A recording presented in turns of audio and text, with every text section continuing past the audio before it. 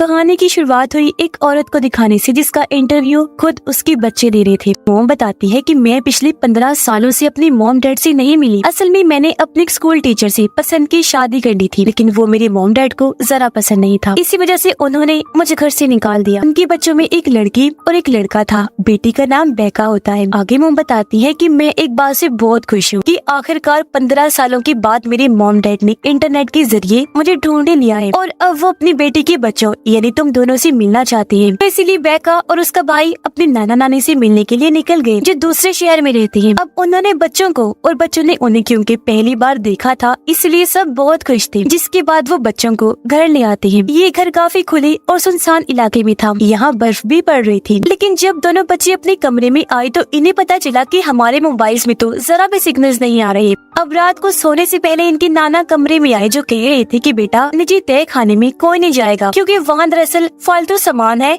काई जमी हुई है, तो तुम लोग फिसल कर गिर भी सकते हो। और हाँ बच्चों, तुम जानते तो हो कि मैं और तुम्हारी नानी बूढ़े हो गए हैं, तो हम बहुत जल्दी ही सो जाते हैं, तकरीबन 9:30 बजे। इसीलिए हमने असूल बनाया हुआ है कि 9:30 बजे के बाद कोई भी कमरे से बाहर नहीं जाता, तो तुम भी ख्याल रखना इस वक्त की बात कोई बाहर ना निकले। इतना कहकर वो वहाँ से चले जाते हैं। पर जैसे ही रात की 10:23 हुई, बेका जो सोई नहीं थी, उसका अपनी नानी की बनाई हुई पसंदीदा डिश खाने का दिल कर रहा था। इसीलिए मना करने के बाद भी वो चुपके से अपने कमरे से बाहर आ गई। साथ साथ वो वीडियो भी बना रही थी। पर तभी अचानक उसने अपनी नानी को बड़ी अजीब हालत में देखा। उन्होंने काफी खुले सफेद रंग के कपड़े पहन रखे थे, बाल भी खोले हुए थे, जगह जगह वो उल्टियां कर रही थी। ये देखकर बेका पूरी तरह से हैरान रह गई, तो वापस अपने कमरे में आकर सो जाती है। लेकिन अगली सुबह जब उसकी आंख खोली तो बाहर आकर उसने देखा कि नानी तो बिल्कुल ठीक है, जो उसके भाई टाइलर के साथ बैठी बातें कर रही हैं, साथ ही उनके लिए नाश्ता भी बना रही हैं। इसीलिए वो अपने नाना के पास जाकर कल रात के बारे में बताती है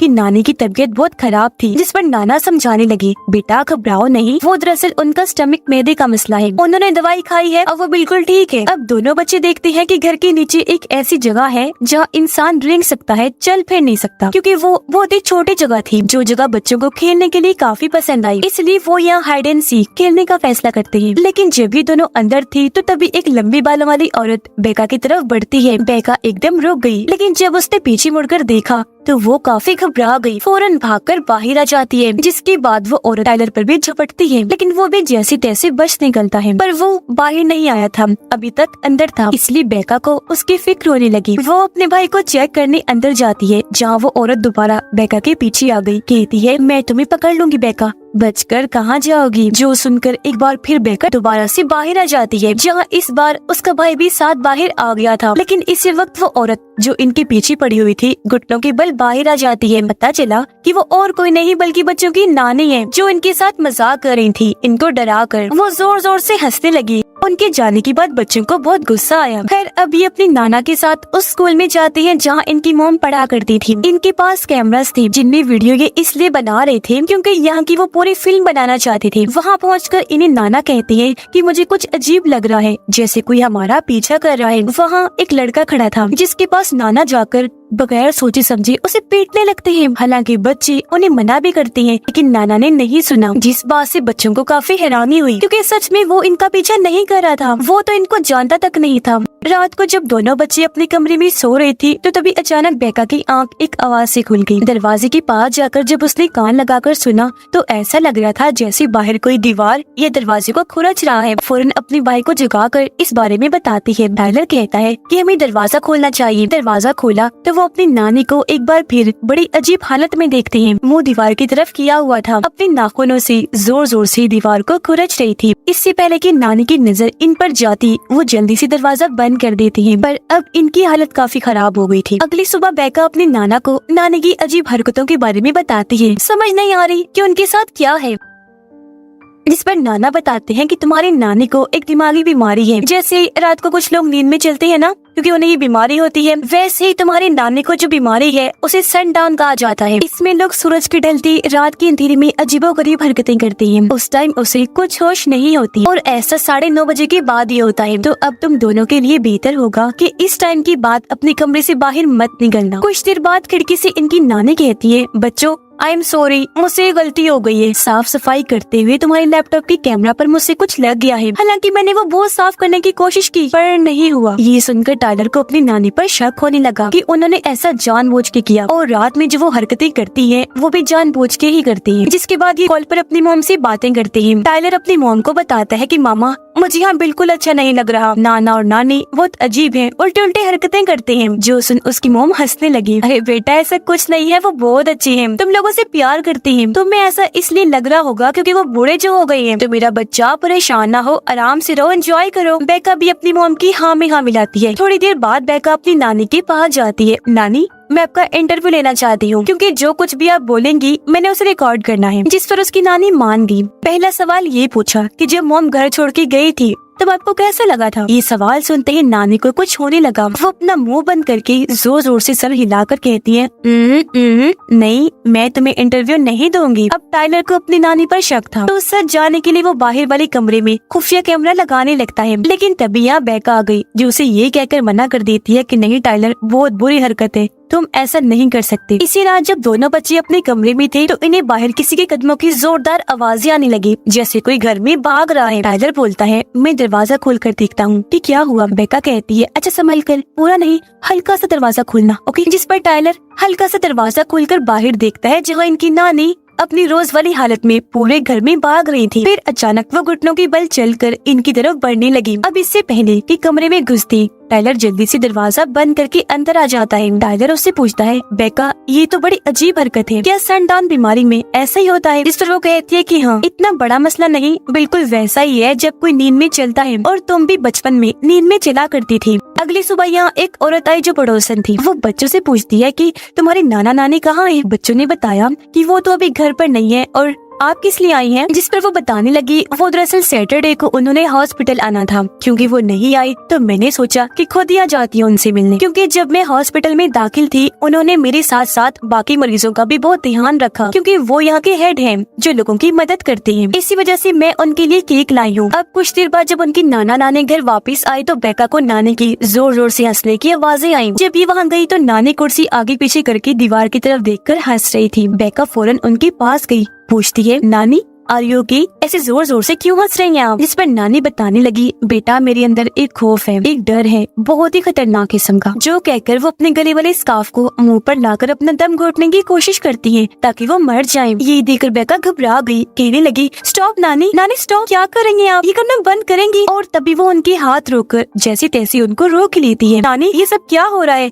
ऐसा क्यों किया आपने? तब नानी बहुत मासूम अंदाज में कहती है बेटा मेरे अंदर का डर इतना खतरनाक है कि उसे झेलने और छुपाने के लिए मुझे हंसना ही पड़ता है। बेका को ये सुनकर अजीब लगा तो सारी बात बताने के लिए वो फौरन अपने नाना के पास गई। लेकिन देखती है कि नाना जी गन का मुंह अपने चेहरे की तरफ करके अपनी जान लेने के लिए तैयार बैठी है। पर जब उनकी नजर बेका पर पड़ी वो बौखला गई, घबराहट में गन को साफ करने लगी। कहते हैं वो बेटा मैं गन साफ ही कर रहा था, खुद पर तो नहीं चलाने वाला था। जो देखकर उसे अजीब लगा। वो समझ गई कि यहाँ कुछ तो गड़बड़ है। न सिर्फ नानी बल्कि नाना को भी कोई जहनी बीमारी है या कुछ चीजें ऐसी है जो हमें समझनी होंगी। इसीलिए वो अपने भाई के साथ उस जगह पर खुफिया कैमरा लगा देती है जहाँ उसका भाई पहने लगाने वाला था। जिसके बाद ये दोनों अपने कमरे में आ गए। लेकिन जैसे 9:30 बजे की बात का टाइम शुरू हुआ नानी हाथ में चाकू लिए इनके कमरे के बाहर मंडलाने लगी और फिर इनके दरवाजे पर दस्तक देने लगती है। अगली सुबह उठकर जब इन्होंने कैमरा चेक किया जो देखकर दोनों बच्चे काफी डर गयी। बेका उसे कहती है कि आज हमारा यहाँ आखिरी दिन है, कल हम यहाँ से चले जाएंगे, ठीक है ना? तो घबराओ नहीं और हाँ सब कुछ ऐसे करना है कि उन्हें शक न हो।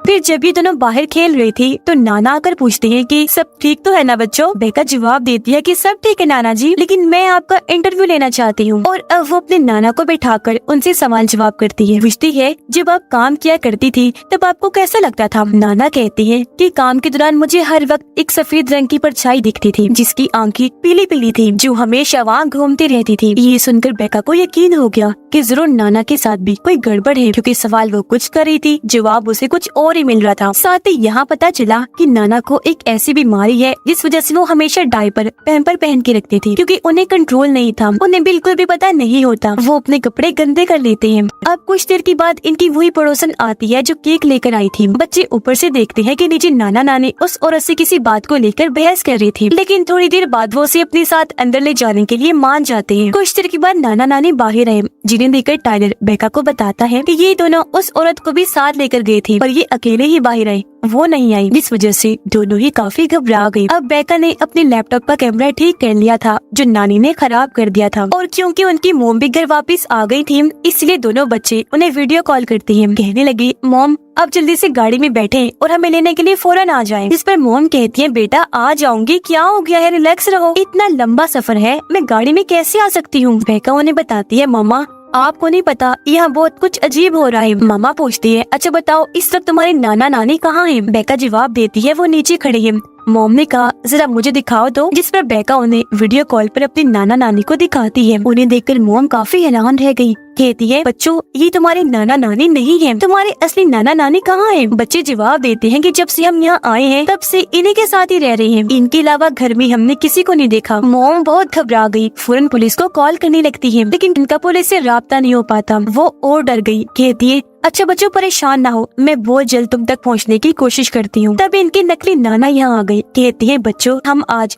बोर्ड गेम खेलेंगे। जैसे ही रात हुई, दोनों बच्चे यहाँ से निकलने का प्लान बनाने लगे। उन्होंने जैसे दरवाजा खोला कि उस पड़ोसन की लाश बाहर पेड़ पर लटकी हुई है। इससे पहले कि यहाँ से निकलती, नकली नाना आकर दरवाजा बंद कर देते हैं। कहने लगे, आ जाओ बच्चों अब हम बोर्ड गेम खेलते हैं। पर गेम के दौरान बेका कहती है, वो मेरे कैमरे की बैटरी लो हो गई है, मैं जरा इसे चार्ज पर लगा के आती हूँ। यह नाना ने टॉयलेट कपड़ों में कर दिया था, इसलिए वो भी यहाँ से चले गए और अब यहाँ सिर्फ नानी और टाइलर ही थे। अचानक उसकी नानी नॉर्मल से अजीब तरह खाना शुरू कर देती है, फिर कैमरा की तरफ देखकर जोर से चिल्लाने लगी। कुछ देर बाद जब नकली नाना वापस आई तो नानी को बड़ी अजीब पोजीशन में खड़ा हुआ देखते हैं और बस एक ही बात कहते हैं, लगता है 9:30 हो गई, इसलिए वो उसे कमरे के अंदर ले जाते हैं। अब बेका तय खाने में जाती है क्योंकि वो यहाँ असली नाना नानी को ढूंढने आई थी। यहाँ आकर उसे असली नाना नानी की तस्वीर मिल जाती है, साथ ही एक शर्ट भी जिस पर मेडल हॉस्पिटल के बारे में लिखा हुआ था, जो दरअसल एक पागल खाना था। फिर बेका वहाँ रखी एक कंबल को जैसे हटाती है, वहाँ इसे 2 बूढ़े लोगों की लाशें दिखती हैं, जो और कोई नहीं बल्कि उसके असली नाना नानी थे, जिन्हें देख वो बेहद डर गई। लेकिन तभी यहाँ उनके नकली पागल नाना आ जाते हैं। असल में मेडल हॉस्पिटल वाली जो शर्ट बेका को मिली थी वो इन्हीं की थी, क्योंकि इनका दिमागी तवाज़ुन बिल्कुल भी ठीक नहीं था, ये वहाँ दाखिल थे। दरअसल इनकी असली नाना नानी हॉस्पिटल जाया करते थे लोगों की मदद करने के लिए, तब ये दोनों भी उसी हॉस्पिटल में ही मरीज थे। असली नाना नानी इन दोनों को अपने घर ले आए थे, पर क्योंकि ये तो पहले ही दिमाग से पागल थे, इन्होंने असली नाना नानी को मार दिया और उनकी पहचान खुद ले ली। इन्होंने पड़ोसन को भी इसलिए मारा था क्योंकि वो जान चुकी थी कि ये दोनों असली नहीं बल्कि नकली हैं, क्योंकि ये सब एक ही हॉस्पिटल में थे। और अब वो जबरदस्ती बेका को ऊपर ले आती हैं। कहने लगी कि आज हम सबकी आखिरी रात है। ये बेका को उस कमरे में बंद कर देता है जहाँ इनकी नकली पागल नानी है। इस वक्त भी नानी को पागलपन का दौरा पड़ा था। एकदम झपट कर वो बेका पर हमला कर देती है, फिर दोबारा पीछे हटकर चादर ऊपर लपेटकर उसे डराने की कोशिश करती है, जिससे उसकी हालत बहुत खराब हो गई। अब एकदम पीछे से झपट कर उस पर दोबारा हमला कर देती है, जोर जोर से शीशे पर दे मारती है, फिर बेड पर लिटाकर जानवर जैसा सलूक करने लगी, जैसे उसे काट लेगी। इससे पहले वो उसे जान से मारती। बेका टूटे कांच का टुकड़ा पकड़ के नानी पर हमला कर देती है। वो कांच को बार बार गर्दन में घुसाती रहती है और नानी की जान बड़ी बेरहमी से ले लेती है। नीचे टाइलर बुरी तरह से डरा हुआ था। तभी उसके पास नकली नाना आकर कहता है, मैं तुम्हें शुरू से ही पसंद नहीं करता और तुम्हें जर्म्स जरासीम से मसला है ना, तुम्हें एलर्जी है ना। असल में टाइलर को गंदगी से एलर्जी थी, इसलिए ये नकली नाना अपना डायपर जो पूरी तरह से गंदा था उसे निकाल कर टाइलर के मुंह पर लगा देता है। लेकिन तभी पीछे से बेका आकर नाना पर झपट पड़ती है, उसे पकड़कर आंखें फोड़ने की कोशिश करती है। टाइलर को भी बहुत गुस्सा आया, वो भी अपना कंट्रोल खो चुका था। इस पागल आदमी जो उसकी बहन को मार रहा था उसे फ्रिज के पास धक्का देता है, फिर बार बार फ्रिज से उसे इतना मारता है कि उसकी जान ही ले लेता है। जो करने के बाद टाइलर जोर जोर से चिल्लाने लगा। बेका बड़ी मुश्किल से अपने भाई को शांत करके घर से बाहर ले आई। इन्होंने देखा कि हमारी मॉम पुलिस को लेकर यहाँ आ गई है। अब बच्चों की मॉम इनके पास आकर बहुत रोने लगी। बेका अपनी मॉम को संभालती है, एक दूसरे के गले से लगकर बहुत रोती है। इस फिल्म की कहानी यहीं पर खत्म हो जाती है।